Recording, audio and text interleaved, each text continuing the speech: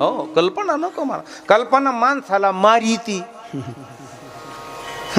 कल्पना माणसाला मारिते. नुसती कल्पना जरी केली ना. एक जण गवत कापित होता आणि गवत कापता कापता त्याला गवताची काडी लागली, रक्त निघलं.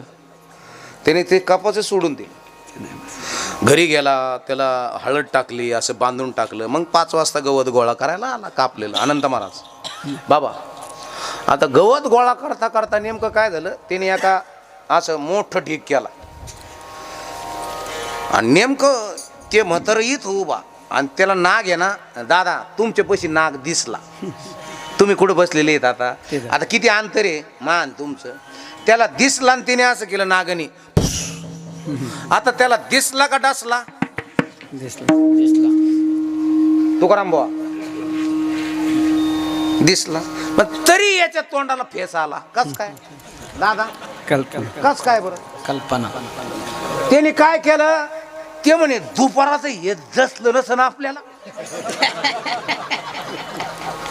कल्पना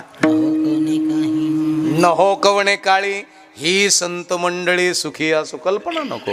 कल्पतरू तळवटे जो कोणी बैसला, काय होणे त्याला सांगा जोची कल्पना. कल्पना मारू शकेल तुम्हाला महाराज. आणि म्हणून कल्पनेची बाधा न हो कवणे काळी ही संत मंडळी सुखी असो.